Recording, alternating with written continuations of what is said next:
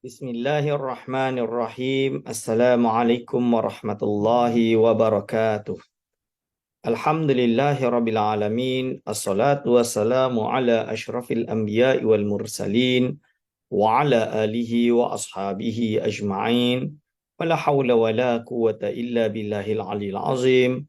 Allahumma la sahla illa ma ja'altahu sahla wa anta taj'alu hazana iza syi'ta sahla. Rabbi shrah li sadri wa yassir li amri wahlul 'uqdatam min lisani yafqahu qawli, amma ba'du. Kepada yang terhormat Imam Besar Masjid Wilayah Persekutuan yang saya kasihi, kepada segenap asatizah, para alim ulama, para imam, para masyayikh yang saya kasihi, wabil khusus kepada segenap hadirin wal hadirat hafizakumullah. InsyaAllah pada pagi hari ini kita akan meneruskan pengajian kita Syiarus Salikin karangan Syekh Abdul Samad Al-Falimbani dalam program Serambi Ilmu Online, iaitu kita berada pada juzuk pertama bab ke-7 pada menyatakan adab-adab membaca Al-Quran, muka surat 447. Tuan-tuan dan puan-puan, hadirin wal hadirat hafizakumullah. Maka dalam hal ini, bismillahirrahmanirrahim. Qala mu'alifur rahimahullah wa nafa'ana bihi wa bi'ulumihi amin. Adab-adab yang batin pada membaca Al-Quran. Jadi kita dah sebut ada adab zahir pada membaca Al-Quran, tilawatul Quran. Kita masuk kepada adab-adab batin. Ini. Hadirin wal hadirat hafizakumullah. Yang dimaksudkan dengan batin ini adalah inner part. Jangan pula bila disebut batin, terus tuduh batiniah. Itu adalah perkara yang salah. Tertipu dengan istilah. Batin di sini maksudnya adab dari segi dalaman. Dia ada adab luaran, ada adab dalaman. Maka kata Al-Imam Syekh Abdul Samad Al-Falimbani rahimahullahu ta'ala, dan adab-adab batin pada membaca Al-Quran itu amat banyak. Dan setengah daripadanya bahawa sayugianya membaca Al-Quran itu dengan ta'zim dan tadabbur, yakni memikirkan akan maknanya dan mengingatkan ia di dalam hatinya itu akan kebesaran Al-Quran. Kerana Al-Quran itu perkataan Tuhan yang maha besar yang dititahkan daripada Arash kepada Jibril dan daripada Jibril kepada lidah Rasulullah sallallahu alaihi wasallam. Jadi ini menunjukkan bahawa Al-Quran ini perlu ketika kita membacanya, menghayatinya, melihat, merasakan keagungan kalam Allah Subhanahu wa Ta'ala. Dan disebut lagi, dan setengah daripadanya, bahawa seyogyanya pada bacaannya itu menghadirkan di dalam hatinya kebesaran Tuhan yang mempunyai perkataan yang di dalam Al-Quran dan mengingatkan ia di dalam hatinya bahawa yang dibacanya itu bukan daripada perkataan manusia dan bahawa adalah yang dibacanya itu iaitu kalam Allah Ta'ala yang maha tinggi. Selain dari itu, dia meletakkan rasa haibah agungnya Al-Quran dan dia iktikad ini bukan kalam manusia, bukan kalam makhluk, tapi kalam ilahi, kalam Allah Subhanahu wa Ta'ala. Maka tidak ada kesalahan di dalamnya, tidak ada error, tidak ada fiktif, semuanya adalah fakta dan dia adalah benar. Kalimat haq, dia adalah kalam yang hak, kalam yang benar. Lalu disebut lagi, dan setengah daripadanya bahawa seyukyanya pada ketika membaca Al-Quran itu hadir hatinya, yakni ingat kepada bacaannya dan jangan ingat hatinya kepada suatu atau memikirkan suatu yang lain. Jadi dia kena ingat hadir bacaannya itu. Jangan dia pergi kiri kanan dan lain-lain. Sekira-kira lalai hatinya daripada bacaannya sebab masyghul hatinya itu kepada suatu yang lain daripada bacaannya itu. Maksud dia apa, tuan-tuan dan puan-puan? Iaitu ketika dia membaca Al-Quran, dituntut juga untuk dia khusyuk di dalam menghayati makna-makna Al-Quran. Khusyuk di dalam memahami ayat Al-Quran. Khusyuk di dalam, iaitu di dalam berpegang kepada Al-Quranul Karim tadi. Khusyuk. Macam kita solat, kita dituntut untuk khusyuk. Kita sedang solat kepada Allah Subhanahu wa Ta'ala. Begitu juga ketika kita baca Al-Quran, kita kena ada khusyuk untuk merenungi bahawa ini kalam Allah, bukan lidah bunyi Alhamdulillahi Rabbil Alamin, otak pergi melayang ke tempat lain, tak boleh. Kita kena khusyuk di dalam mengharungi Al-Quran itu sendiri. Hadirin wal hadirat hafizakumullah. Dan kata Al-Imam Al-Ghazali rahimahullah ta'ala, wa kana ba'du salafi idza qara'a suratan wa lam yakun qalbuhu fiha a'adaha thaniyatan. Iaitu Al-Imam Al-Ghazali menyebutkan. Jadi kalam Al-Ghazali ini penting. Apa artinya? Dan adalah setengah ulama yang dahulu dari apabila membaca ia akan surah padahal tiada ada hadir hatinya. Maksudnya hati dia tak khusyuk di dalam membaca ayat tersebut. Dan di dalamnya itu maka mengulangi akan dia kedua kalinya. Maka dia orang akan ulang balik bacaan Al-Quran. Kerana apa? Dia nak rasa bila dia baca itu dia betul-betul merasakan bacaan tersebut.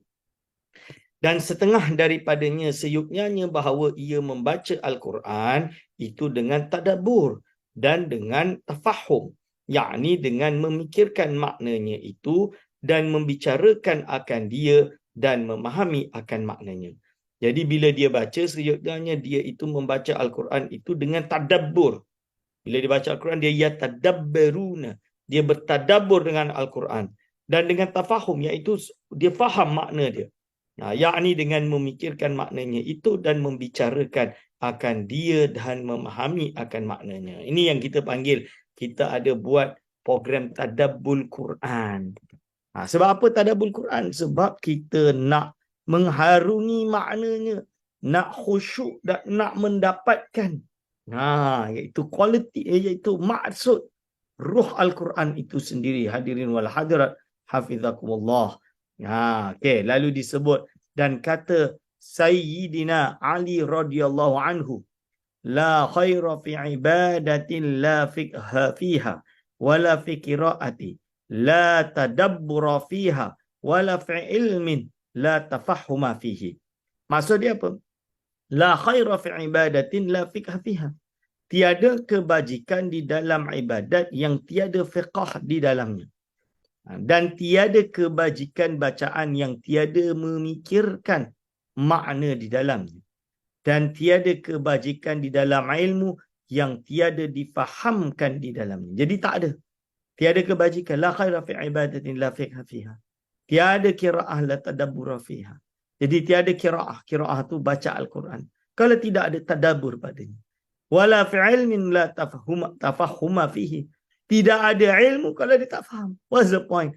Lulus sijil, akademik, degree, master, PhD.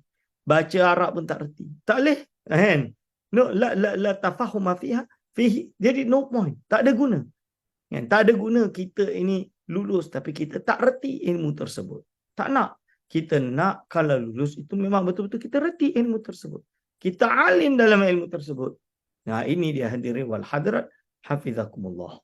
Lalu disebutkan di dalam ini iaitu diriwayatkan, disebut lagi iaitu diriwayatkan oleh ulama. Jadi ulama meriwayatkan annahu sallallahu alaihi wasallam qara'a bismillahirrahmanirrahim faraddadaha 20 marratan wa innama raddadaha sallallahu alaihi wasallam litadabburihi fi ma'aniha. Jadi apa maksud dia? Bahawasanya Nabi SAW membaca akan bismillah, maka mengulangi ia akan dia 20 kali. Dia baca bismillah tu 20 kali diulangi. Bismillahirrahmanirrahim. Bismillahirrahmanirrahim. Bismillahirrahmanirrahim. 20 kali. Dan hanya sesungguhnya mengulang-ulangi akan dia oleh Nabi SAW kerana membicarakan maknanya. Jadi dia ulang-ulang tu sebab apa?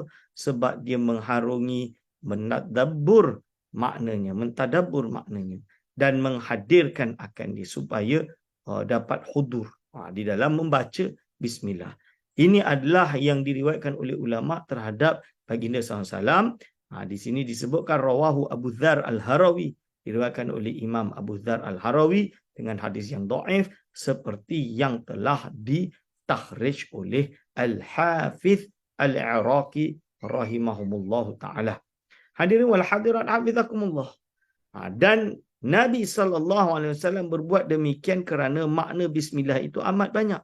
Kenapa Nabi SAW berbuat demikian? Kerana makna bismillah itu amat banyak. Jadi makna bismillah itu amat banyak. Maka tiap-tiap kali diulangi, itu bertambah maknanya yang ajaib-ajaib yang tiada dapat menghinggakan maknanya itu melainkan Allah Ta'ala dan Rasulnya. Jadi Nabi SAW dibuat lagi kerana apa? Maknanya bismillah itu dia ada amat banyak. Maka tiap-tiap kali diulangi itu bertambah maknanya. Buat lagi tambah maknanya. Yang ajaib-ajaib yang tiada dapat menghinggakan maknanya itu melainkan Allah Ta'ala dan Rasulnya.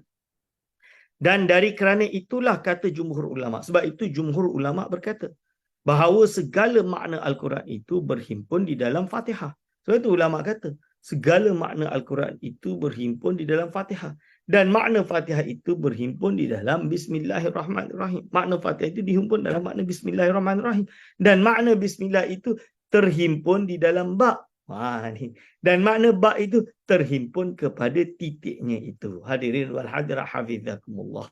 Ini dia hadirin wal hadirat iaitu tentang keistimewaan Al-Quran dan keistimewaan bacaan basmalah dan lain-lain. Okey, dan kata Sayyidina Ali bin Abi Talib radhiyallahu anhu.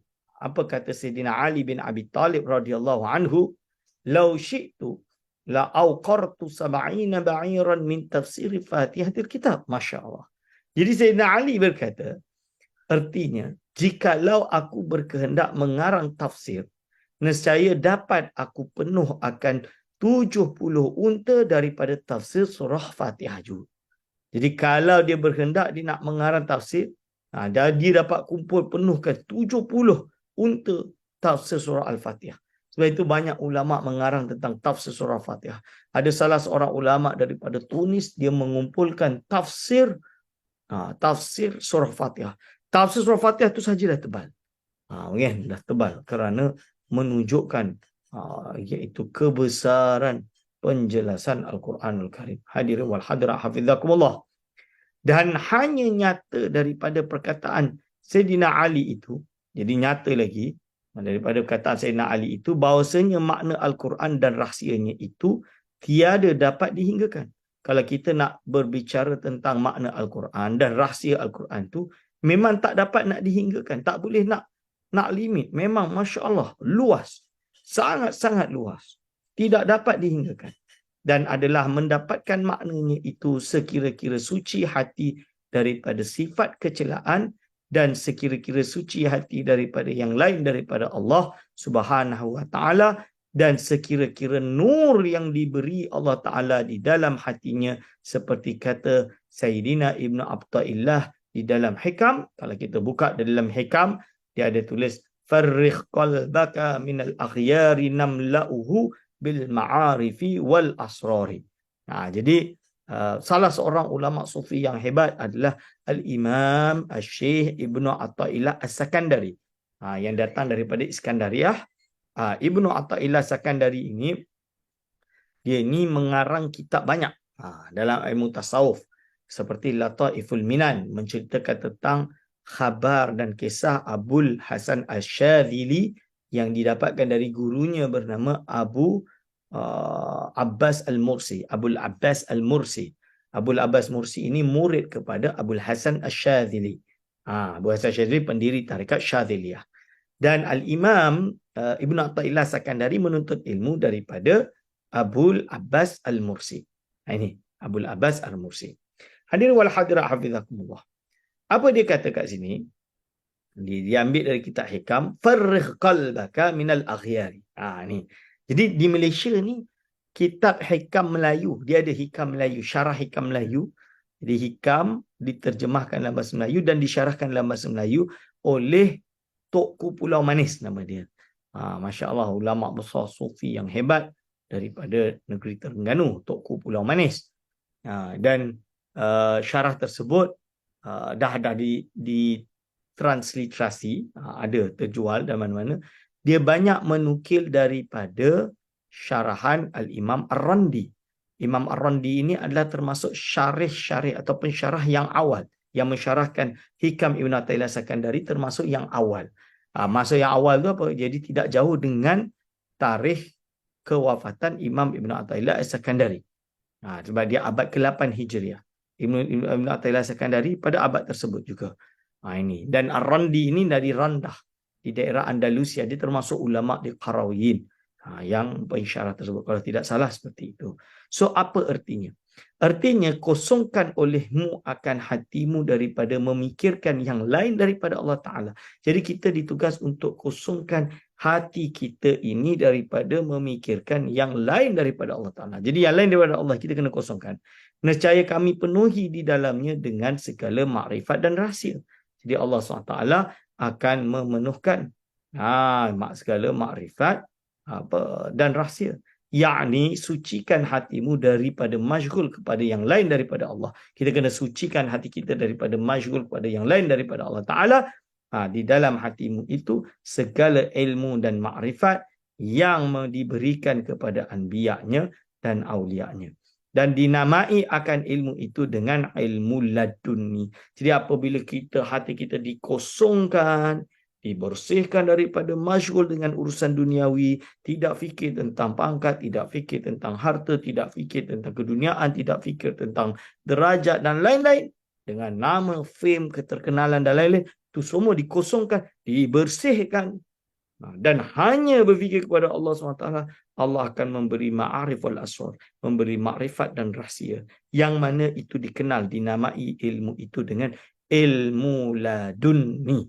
Dan ilmu wahbi, iaitu ilmu yang bersifat pemberian daripada Allah, dan ilmu kashfi, ilmu kasyaf yang Allah kasyafkan padanya, dan ilmu hakikat, iaitu ilmu hakikat yang dapat mengetahui hakikat segala sesuatu.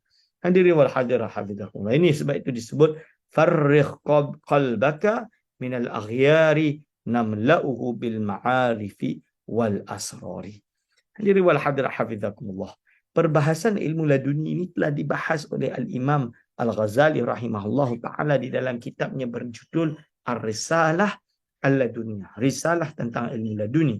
Itu dah ditahqiq dan diterbitkan dan diterjemahkan dalam bahasa Inggeris oleh salah seorang profesor di Universiti Malaya ketika dia membuat tesis PhD-nya bernama Syekh Zarina, Profesor Dr. Syekh Zarina dari Universiti Malaya Apium. Jadi tuan-tuan boleh cuba beli buku tersebut, boleh membaca terjemahannya, dan dia ada Arab, teks Arab dia juga dekat situ, untuk memahami ilmu laduni ini. Dan hujah-hujah kenapa ada ilmu laduni. Itu ada perbahasan di situ. Hadirin wal hadirat hafizakumullah. Lalu dia sebut sekarang, dan tatkala itu boleh engkau memahami akan makna Al-Quran dan rahsianya. Oleh sebab itu, ini tatkala itu kita boleh memahami makna Al-Quran dan rahsianya itu, dan diilhamkan oleh Allah Ta'ala di dalam hatimu, dan tiada berkehendak kepada naqal daripada tafsir yang masyhur kepada ulama, kerana tafsir Al-Quran itu tiada tersimpan di dalam tafsir Jalalain atau tafsir Baidawi. Jadi oleh sebab itu kadang-kadang akan diberi, terutama ulama lah. Tapi kalau orang biasa baca Quran betul-betul tak payah harap lah. Lebih baik dia istiqamah baca, dapat ilmu dulu. Ini saya bicara tentang ulama yang memang rasikh. Dia membaca Al-Quran, dia betul-betul istiqamah, khusyuk, berfikir hanya kepada Allah SWT, bukan kepada duniawi. Allah SWT ilhamkan dia. Mungkin Allah SWT ilhamkan dia, iaitu dalam hatimu. Dan tiada berkehendak kepada naqal daripada tafsir yang masyhur. Jadi dia dah tak perlu nak membaca syarah dan terjemahan dan tafsir yang lain, yang masyhur. Masyhur kepada ulama, kerana tafsir Al-Quran itu tiada tersimpan. Kerana tafsir Al-Quran itu bukan hanya ada dalam tafsir Jalalain atau tafsir Baidawi sahaja, atau tafsir Baghawi, atau lainnya daripada tafsir yang telah masyhur daripada ulama ahli zahir itu. Jadi ingat, tafsir Al-Quran itu bukan hanya yang ada pada hari ini sahaja. Kan? Seperti tafsir Baidawi, tafsir Jalalain. Makna Al-Quran itu kadang diberikan kepada orang-orang yang al-arif billah, yang benar-benar derajat yang tinggi di dalam memahami Al-Quran kerana kebersihan hatinya. Tapi dia kena jadi ulama lah dulu. Kalau bahasa Arab pun tak reti, janganlah cakap ini ilmu laduni. Kan? Nanti salah pula. Tak boleh. Hadirin wal hadirat hafizakumullah. Ini yang disebutkan oleh Al-Imam Syekh Abdul Samad Al-Falbani. Tetapi adalah tafsir makna Al-Quran itu tiada terhingga dan tiada tersimpan di dalam tafsir tersebut, yang tersebut itu. Maka barang siapa diberi Allah Ta'ala nur. So barang siapa yang Allah SWT beri ia nur dan makrifat di dalam hatinya, nescaya mendapat ia akan makna Al-Quran dan rahsianya. Jadi kalau dia itu istiqamah dan baik, hatinya bersih, Allah SWT insya-Allah akan mengisikannya dengan nur dan makrifat sehingga dia dapat menyikap makna-makna yang tidak dapat disikap oleh yang lainnya. Wallahu alam. Wallahu alam min kulli alimin. Wallahu alam. Jadi Allah SWT alam min kulli alimin, lebih alim, lebih mengetahui dari segala yang tahu. Okey, hadirin wal hadirat hafizakumullah, kita dah selesai pada menjelaskan adab tilawatil Quran, adab membaca Al-Quran. InsyaAllah kali ini kita akan masuk ke dalam bab yang ke-8. Ke-8 iaitu pada menyatakan segala zikir. Muka surat 451 daripada kitab iaitu Syiarus Salikin karangan Syekh Abdul Samad Al-Falibani. Ini bab yang ke-8 pada menyatakan segala zikir. Kenapa kita banyak berzikir, tuan-tuan? Kenapa kita disuruh untuk banyak berzikir? Kata Al-Imam Al-Ghazali rahimahullah ta'ala, falaisa ba'da tilawatil kitabillahi ibadatun tuadda bil lisani afdalu min dzikrillahi subhanahu wa ta'ala. Kalam Al-Imam Al-Ghazali rahimahullah ta'ala. Yang bermaksud, artinya, tiada kemudian daripada membaca Al-Quran itu, ibadat yang dikerjakan dengan lidah itu, yang terlebih afdal daripada zikrullah ta'ala. Hadirin wal hadir hafizakumullah. Jadi tidak ada ibadat yang terlebih afdal setelah Al-Quran adalah berzikir kepada Allah. Mungkin ada orang kata, Ustaz, kalau dah Quran lebih utama, buat apa kita nak berzikir? Rasul tak pernah berzikir. Tak, Rasul berzikir. Kan? Perintah berzikir tu ada. Bukan masalah itu. Manusia ini kadang dia boleh ibadah dengan cara banyak solat sunat. Ada manusia dia rasa penat dengan solat sunat, dia ganti dengan ibadah membaca Al-Quran. Mungkin dia dah baca 10 juz. Dia nak rest, tapi dia tak nak berhenti daripada mengingat Allah, maka dia berzikir. Sambil istirahat, dia berzikir. Seperti itu tuan-tuan. Mungkin dia dah baca, mungkin dia nak ganti dengan selawat. Itu tak ada masalah. Itu kerana manusia ni, kita memang tak boleh tolak. Namanya manusia ni, dia tak boleh buat satu benda satu. Susah. Dia kadang-kadang penat, dia tukar benda lain, dia penat benda lain. Tapi balik-balik istiqamah. Itu yang kita nak kena disiplin, nak kena latih diri kita semua, insya-Allah. Hadirin wal hadirat hafizakumullah.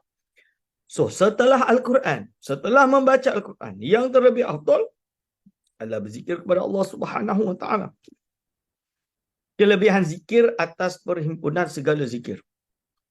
Sekarang kita masuk tentang kelebihan zikir atas perhimpunan segala zikir. Fadilat zikir itu banyak. Jadi muallif kata, Imam Syekh Abdul Samad Al-Falibani berkata, fadilat zikir itu amat banyak. Setengah daripadanya firman Allah Ta'ala, fadhkuruni azkurkum. Yang bermaksud artinya, sebut olehmu akan daku, nescaya aku sebutkan akan kamu. Kau sebut aku, maksud kau ingat aku ingat engkau. Maksud lebih kurang macam, bukan berarti Allah ada sifat lupa, bukan. Maksud dia, ingat engkau, maksudnya Allah SWT beri redanya kepada kita. Ni surah Al-Baqarah ayat 152. Dan lagi firman Allah Ta'ala, udhkurullaha dhikran katsira. Udhkurullah, iaitu ingatlah Allah Subhanahu wa Ta'ala dengan zikir yang banyak. Sebut oleh kamu akan Allah Ta'ala akan sebutan yang amat banyak. Ada yang kata, Ustaz, kenapa nak zikir banyak-banyak? Rasul tak buatlah zikir banyak. Itu perintah Allah. Udhkurullaha dhikran katsira. Mengingatilah Allah SWT dengan zikir yang banyak. Zikran katsira. Hadirin wal hadirat hafizakumullah. Okey. Lalu dan lagi firman Allah Ta'ala, فَإِذَا قَضَيْتُمُ الصَّلَاةَ فَاذْكُرُوا اللَّهَ قِيَامًا وَقُعُودًا وَعَلَى جُنُوبِكُمْ. Artinya, maka apabila selesai kamu akan sembahyang, maka sebut oleh kamu akan Allah Ta'ala padahal berdiri dan padahal duduk dan padahal berbaring atas lambung kamu. Jadi apabila kita selesai sembahyang, maka kamu ingat Allah SWT, berzikir dengan Allah SWT, berzikir pada Allah SWT dalam keadaan berdiri ke, dalam keadaan duduk ke, dalam keadaan berbaring ke, dalam keadaan bergerak ke, dalam keadaan berlari ke, dalam keadaan tak berlari ke. Buat semua benda tu. Kerana apa? Zikir itu zikir. Dalam keadaan apa pun. Asalkan bukanlah dalam keadaan berbuat maksiat. Na'udzubillah min zalik. Ini contoh dia. Jadi kita kena menjauhi maksiat tersebut. Segala jenis maksiat ini perlu dijauhkan. Dan berzikir ini salah satu asbab untuk menjauhi maksiat tersebut. Bayangkan orang yang selalu berzikir, lalu terlintas di depannya perkara maksiat. Dia ingat Allah SWT, astaghfirullahaladzim. Dia akan berzikir dan minta ampun pada Allah SWT untuk menjauhi maksiat yang durjana tadi. Dan kata Sayyidina Abdullah bin Abbas radhiyallahu anhuma pada mentafsirkan ayat ini. Apa kata Sayyidina Abdullah bin Abbas bila mentafsirkan ayat tersebut?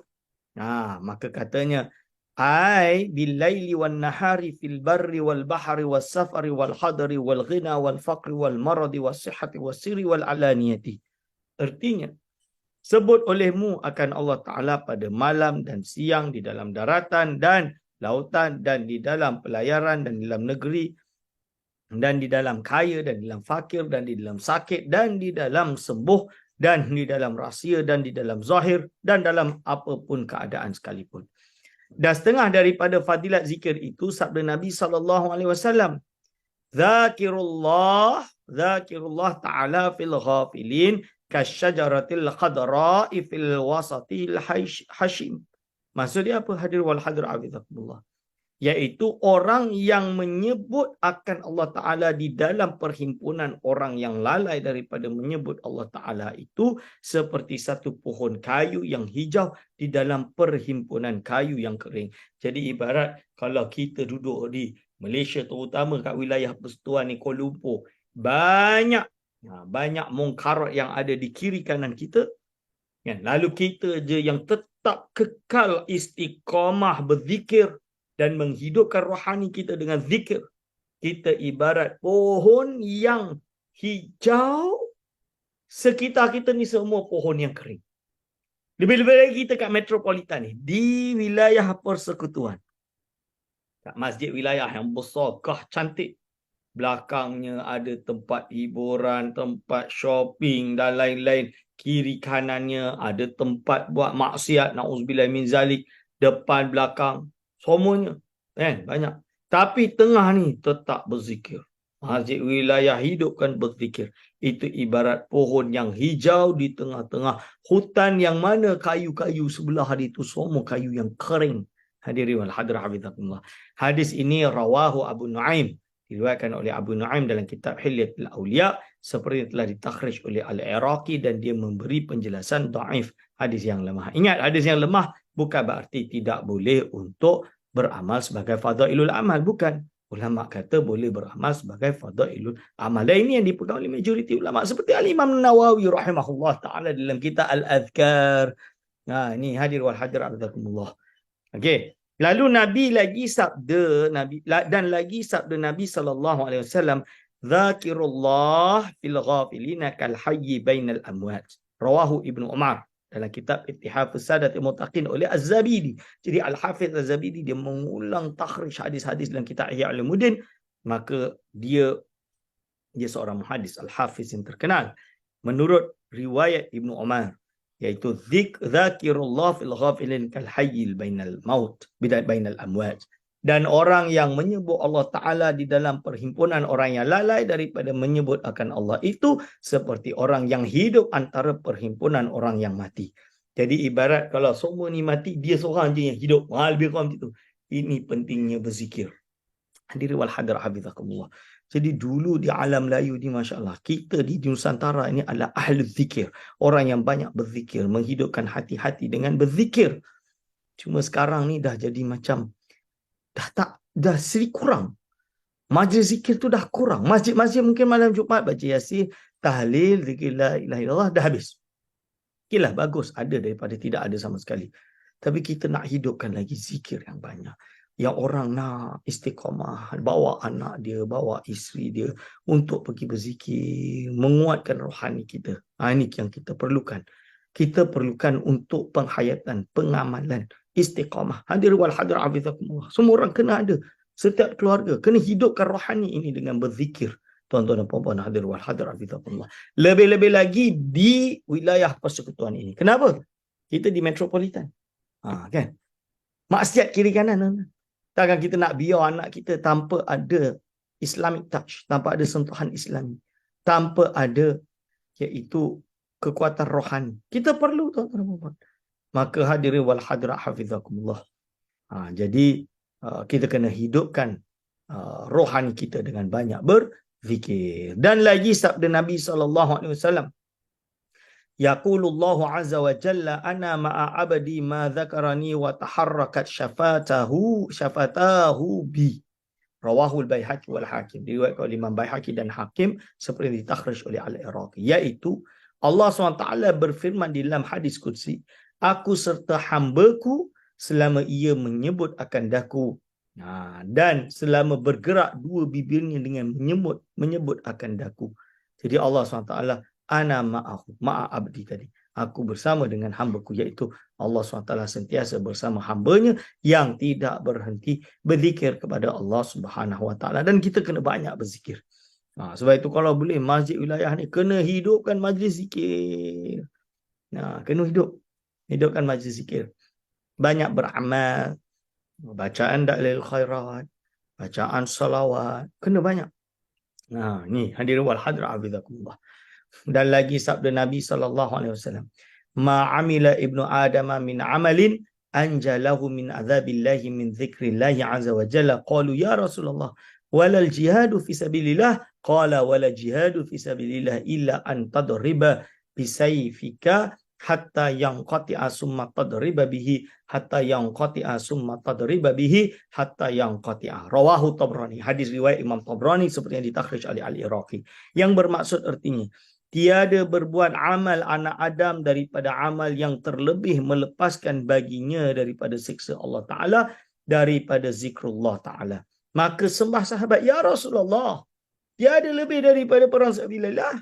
Maka sabdanya, tiada lebih perang sabilillah daripadanya melainkan jika bahawa engkau palu akan kafir dengan pedangmu hingga putus ia, kemudian maka engkau palu dengan dia hingga putus ia, kemudian maka engkau palu dengan dia hingga putus ia. Hadirin wal hadirat hafizakumullah.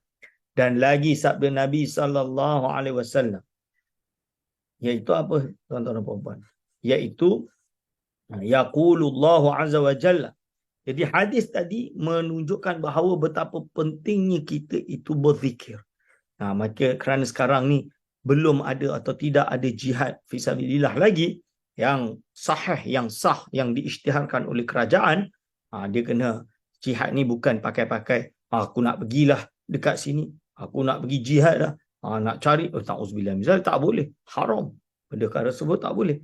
Dia jihad ini tergantung kepada perutusan atau perintah dekret daripada kerajaan ulil amri.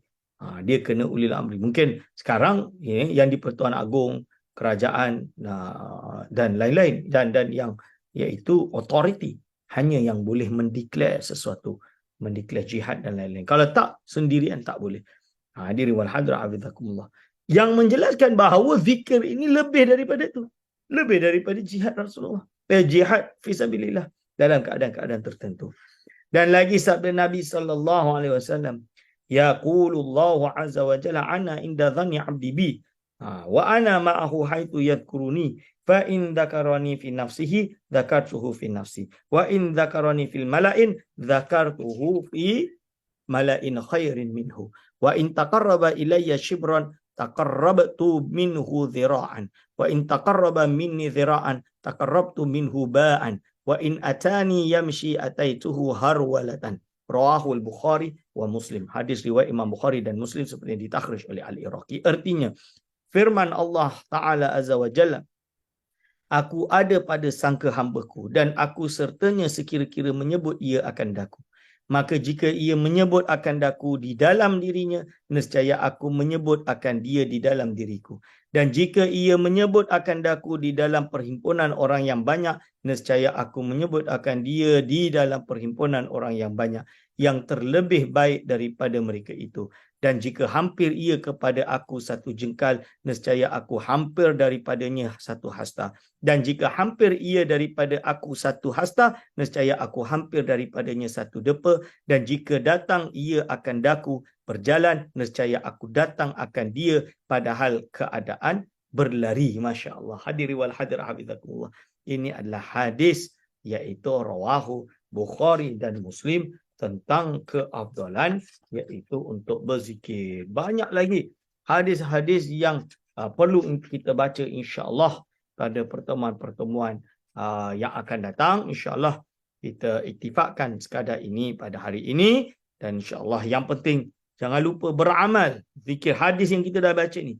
Kitab yang kita baca ni yang belum kita ada adalah amalan. Maka kita perlu kepada amalan insya-Allah. Segala salah silap saya mohon maaf sebesar-besarnya.